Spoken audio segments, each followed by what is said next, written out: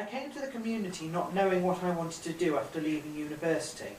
Although I have thought of it as an extended year out whilst I think about my career, there are those who would say I am simply avoiding the future and putting off the inevitable by not plunging straight into the world of work. That by joining the community I am wasting valuable time in an attempt to escape a void of the unknown. They tell me I am blinding the gypsy.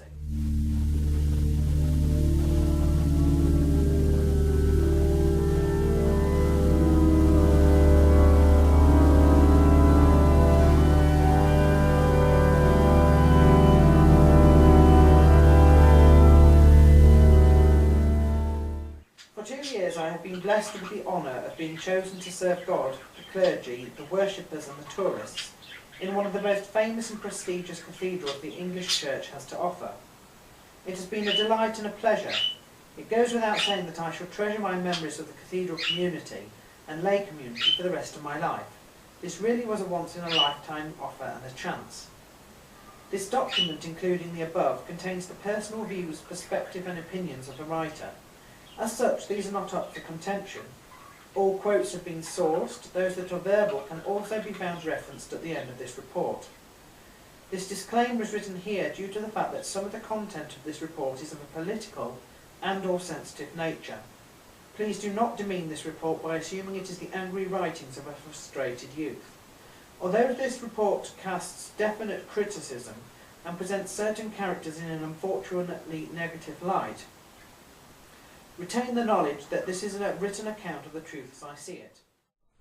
That little gem was from the Primrose Path report, which was a document that I published and distributed at the close of my time at St Paul's Cathedral. The reason I'm bringing this up is not because I'm going to disclose the document at all, although various bits of it will be discussed as we go through this Living and Learning sort of series over the next year or so. But it's because of a very important date, basically, and that's the 31st of August, 10 years ago in 2003.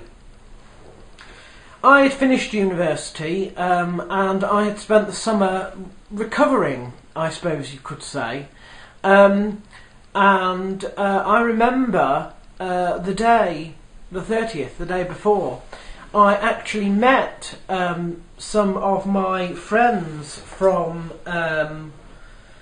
university that had been in halls with me, and we were in Harrogate because I had come home across the summer. I had written my project Wellsprung. I was feeling a lot better. I had been doing voluntary work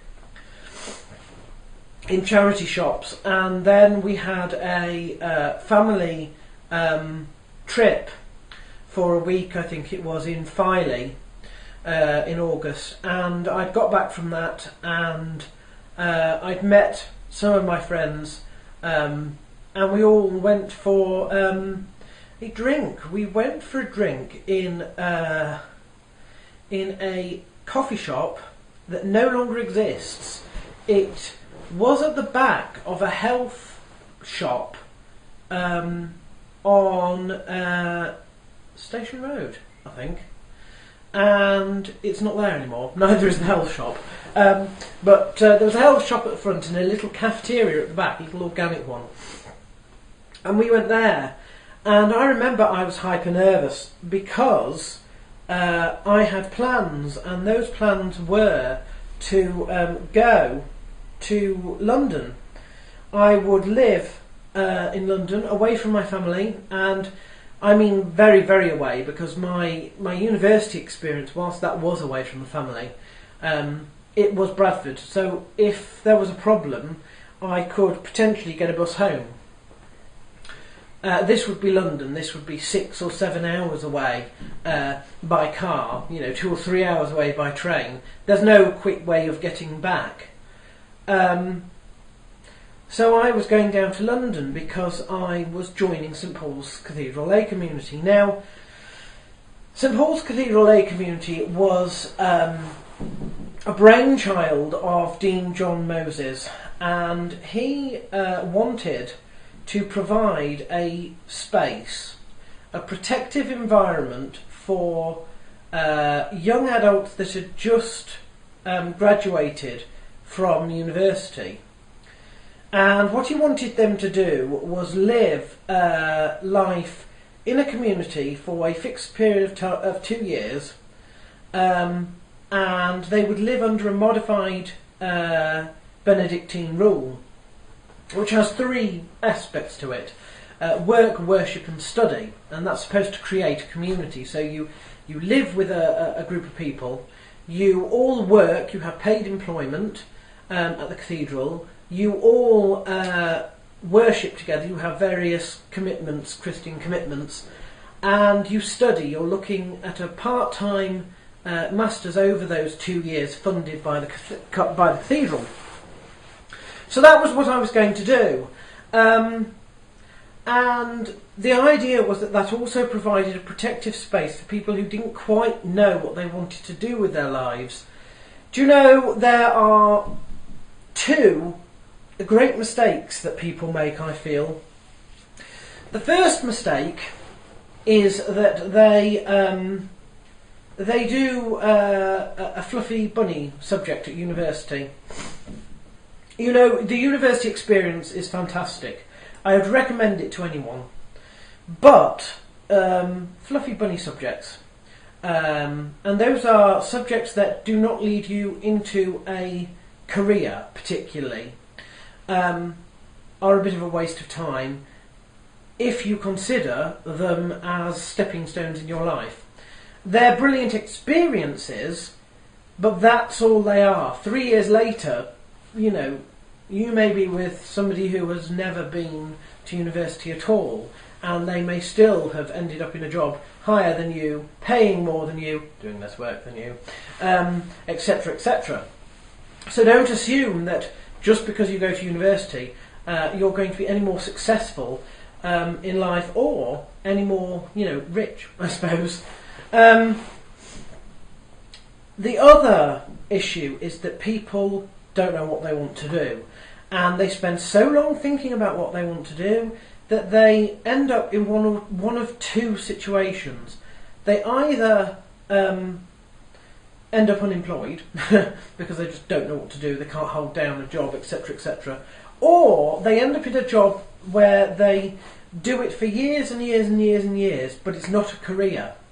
And that is what basically my friend John at university, who was a mature student, he was 40 or 50 at the time, so he'd all practically be retiring now if I had still kept in contact with him. And he basically said, you know, what you're doing is blinding the gypsy.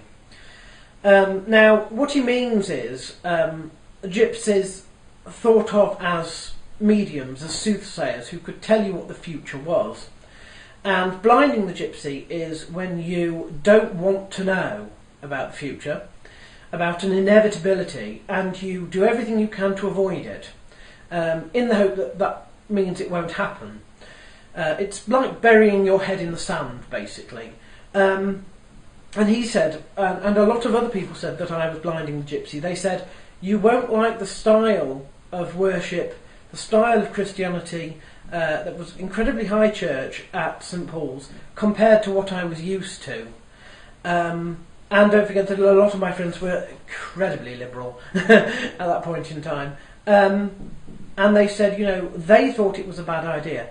But I'd gone ahead with it anyway. And on the 31st of August, the day after I met with all my friends, I left Harrogate to start a new life in London. The journey was long, and I arrived there probably, I don't remember having lunch, so it must have been just after lunch. My parents dropped me off at a place called Pearman Street, which is where the community was, but it hadn't been there very long. It had been at Mile End as part of a chaplaincy connected to one of the colleges. Now the cathedral had moved up a notch, and they'd moved the community to this house, an end of terrace house, and it was terribly unorganised. I mean, when I arrived there and I was allotted a room, I was the last to arrive because I was the only person who was coming from a different part of the country. Everybody else was London based, but not necessarily local to London. So they'd all got there first, and they'd all bagsed their room, and I got this little box room. And do you know what I remember? Walking in and thinking, okay, where the hell is the bed? Because there was no bed. And I was thinking, where am I going to sleep? What are they? Do you know what I mean? What are they actually expecting? I'm all for a Christian community, but I don't think I'm not into huddling in tents or anything like that. I'm not into a vow of poverty. Now I was quite lucky because the beds arrived, the flat pack beds arrived that evening before bedtime, and we all put them up together, and it actually ended up being quite a nice sort of icebreaker. But it was interesting. It was interesting because the person who had appointed me, Lucy Winkett, had gone.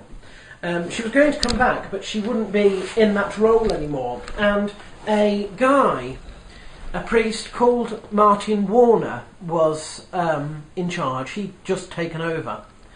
And he probably wouldn't have chosen me as being a member, because I was not high church particularly at the time, and our theology was markedly different. And I think because we weren't what he wanted, and maybe because he was a bit new as well, we ended up not being a priority. And the rest of the community was saying, we've tried our best with this, but we're not getting the help and the support that we need, and that's why you've turned up to find basically a shell with no landline, there was no phone line, there was no internet, there wasn't even a bed.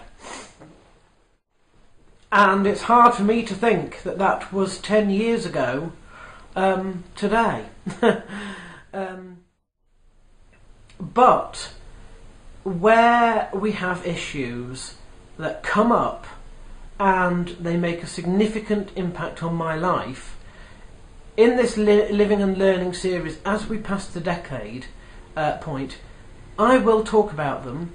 I'll talk about them quite freely, and I don't really care if the people that are involved know about it or disagree with it. I have a right to my opinion and a right to express my opinion, and I will do that. Now, Martin Warner is also in a very different position 10 years on.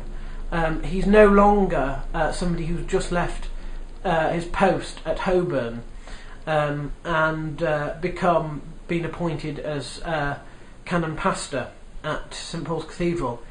He is now a bishop, a consecrated bishop down south. So it's quite interesting for me to see how things have changed and things have moved on. It is interesting.